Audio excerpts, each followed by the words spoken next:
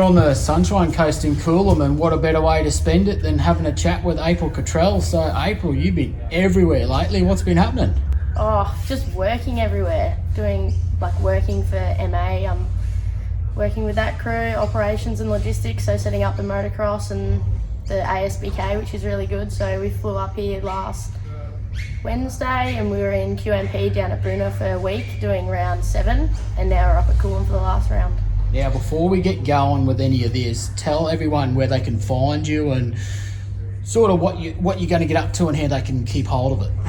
So my Instagram is aprilcottrell129. That's actually my race number with Byron. And I've also got a photography page, which is Cottrell Imagery. So when I'm not racing, I'll take some photos. And then on Facebook, I post a bit about racing too. It's just April Cottrell.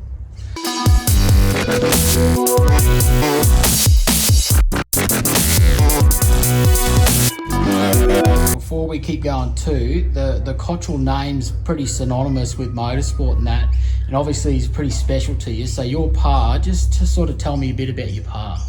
Oh, he used to race Vincent sidecars, they're now classics, and he loved them. He rode everywhere, rode Adelaide. Everyone in Adelaide loved him. He was just a ripper bloke. They called him Coach, that was his nickname. So on one of my race vests, I've got Coach on the back, and you know, sadly he passed away of cancer, but he rode until he couldn't no more. Especially at Broadford, he'd do a race meeting, come off, get on the oxygen tank, clear out his track, and wait at the ambos until they called him up. They'd wheel the bike up, he'd jump on and keep riding, and then come off and just do the same thing. He was a weapon, he just rode till he couldn't. I think we first met in person. It was down at Gillman at the Aussies, it was about a year or so ago, and I remember we were sort of having a chat before the meeting, similar like this, and it was all going good, and then I think it was heat 1 or something, you got kicked off the back, and I was like, oh no, I've got to run over and help you. You're like, no, I'm all right, I'm going out. So what's it like to be another participant, not just a token female? Oh, it's like you cop the flack being a girl in such a male-dominated sport. It's all like, you know, you're getting somewhere because you got grooves or shit like that, which is, it's shit because it's not really true. I work my ass off to be where I am, and if I wasn't as good, I wouldn't be riding.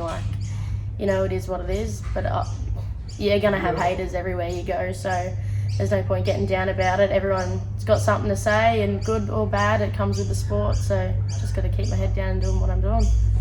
Now, hopefully you've got your earplugs packed, because you're hopping on with one of my really tight friends, Trent Headland, and if nothing else comes of it from learning race stuff, he is someone that's a bit of a mentor in my life. So what's it like, the prospect of getting on with someone that's just so into the sport in every way? I really love Trent. He's a great bloke.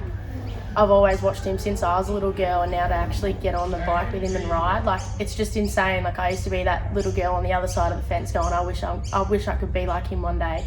And now I'm actually riding with him. I'm so honoured too. He's a great bloke. I went and stayed down with him when I did Vic Titles, when I rode for Mike Radford for Vic's this year in March. And I stayed at his house, and he picked me up from the airport and everything. I rang him, I was like, I got nowhere to stay. And he let me stay at his, picked me up from the airport, and we just chatted the whole way to Mildura for the Vics. And he is a good mentor. He's just so positive, and he always looks for the positives, and he's always there if you need a chat no matter what. And he's been a really good help for me off the bike, and hopefully we're going to kick some butt on the bike too. But he's a good bloke. If you're attending the Australian Speedway Centenary at North Brisbane Speedway on December 28 and 29, why not do so in style? Introducing the Johnny Hoskins VIP Centurion Club. Tickets are now on sale, and they're strictly limited to 150 guests per night. You'll receive VIP parking, access to the Centurion Club indoor-outdoor marquee, a professionally hosted pit walk and rider introduction, a celebrity master of ceremonies, exclusive access to legends interviews, a magnificent food and beverage package served between 4:30 p.m. and 10 p.m, and a superb view of the on-track racing action. Buy a 2-night pass, and you'll also receive a rare commemorative rider race jacket, personally signed by multiple world champions attending the event. The Johnny Hoskins VIP Centurion Club, on sale now, and tickets are limited. For further information, email speedwayprojects1@gmail.com or call 0243 226 001 Monday to Friday between 10 a.m. and 4 p.m. and we'll send you an information pack. The Australian Speedway Centenary. Truly an event for the ages.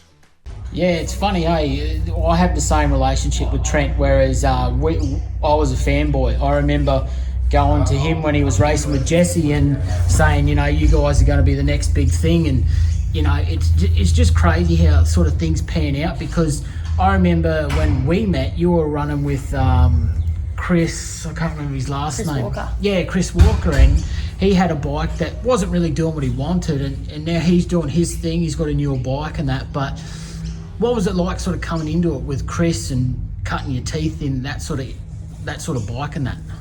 It was really good. Like, I enjoyed my season and a half, whatever you want to call it, with Chris. Like, he was actually a passenger for my pa on the classic sidecar, so that's how we're really close with the Walker family. They're a big name in the sport too. Like, but yeah, so Ken and Jamie, his dad and his uncle, they've helped me out too. And yeah, because Chris used to swim with my pa, he sort of got the gist of being a passenger, so he helped me out a lot. And then we got on the bike as soon as I turned 16 and I could be a senior. He hit me up and we went to Undira and cut our first few laps. Tell me a bit about Undira, because I've seen bits and pieces of people racing there, and it looks like a killer track, but what's the sort of deal with that? It's a really like small, tight, technical track. Like, it's dangerous in a way because it's so tight and squishy. They used to have like the Aussie titles for sidecars and everything there. Like, it used to be huge in Shepparton. It'd go off, like the hill would be packed and everything, but right now they're doing it up again. They've had a few like practice under lights meetings. They've got another one coming up soon. I love the community there. The club's great. They've helped me out a lot, and they're always really welcoming, and they offer us free rides when they've just done the track, and they offered us to come and have a free ride for us to tell them what the track was like, and they're just really good people. Robert, who runs it's a grouse bloke.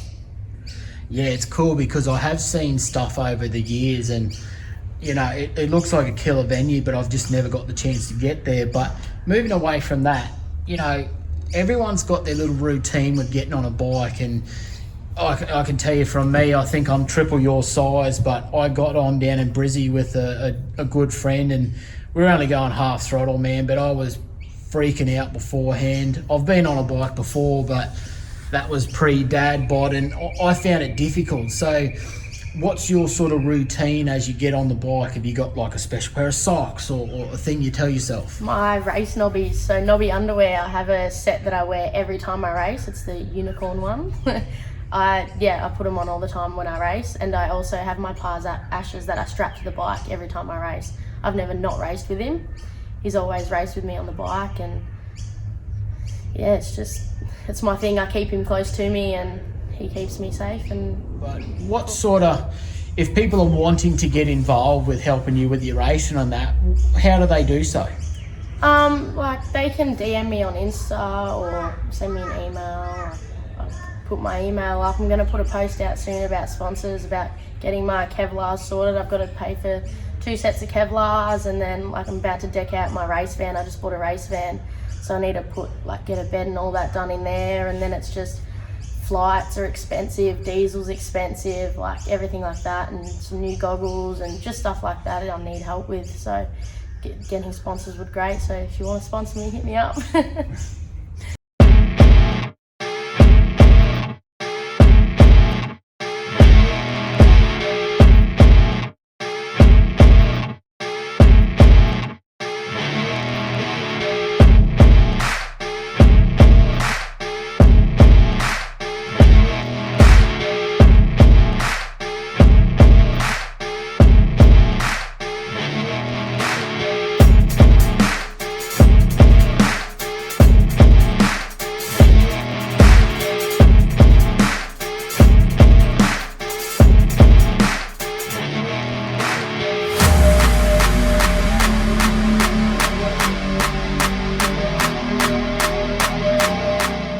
I have full faith in the Speedway community that someone's going to come along and help you out, whether that be a public or a silent sponsor. But either way, you'd be very surprised how willing people are to be involved. Yeah, it's great. Everyone loves it, and whether they want to put their logo or their name on my suit or not, like, a lot of people aren't really phased about that, to be honest. They just want to help you out, which is great. But yeah, I've got two big spots on my Kevlars that could have a big logo if someone wants to, you know, help me out. But yeah, sponsors are great.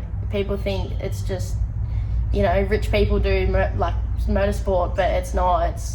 It's really expensive, and, you know, we wouldn't be here without sponsors, to be honest. So I can attest for that, mate, because I've been in airports with minus $90 in my bank going, how am I getting home once I land? And going on road trips where, you know, without sponsors I wouldn't have made it back home, you know. And it's funny, some of the little favours you do for people to get your way back home. Like, I drove Andrew Buchanan's whole race setup back to Queensland from Tamworth just to help him, and yeah, it's just crazy what you do. But yous were saying that yous are pretty much coming to the end of the motocross setup with what you do for work, and then you're off to where from now? So we'll fly back in about a week. It'll take us 2 days to pack up, and I'll fly back home, and then it's a bit quiet for a bit, and then we go to Phillip Island for the Superbikes, ASBK, Australian Superbike Championships. So then we've got 2 more rounds of that, one in Phillip Island, one at the Bend, and then there's Supercross too, which I don't think I'll be working, but I might go and, you know, hang out with everyone there and, you know, put my foot in the door there with the Supercross. All right, mate. Well, I'm pretty much out of questions, but I'm stoked we actually got to sit down for a face-to-face, because I do the stuff over the internet, and that's good, but nothing beats the face-to-face interviews, and hopefully we can shove your name down everyone's throat until they're sick of it. Yeah, it'd be awesome. You know, I love my racing, like I said, and, you know, anything helps. Even just having people to talk to is great. Like, it's not all about just having sponsors and money and that. It's just, you know, when I go to race meetings, do people have houses I could just stay at and stuff like that. It's not all about the money. Like, everything helps. All right, April. Well, thanks for being on the pole line, and thanks for doing this on my home turf in the sunny coast. No, thank you.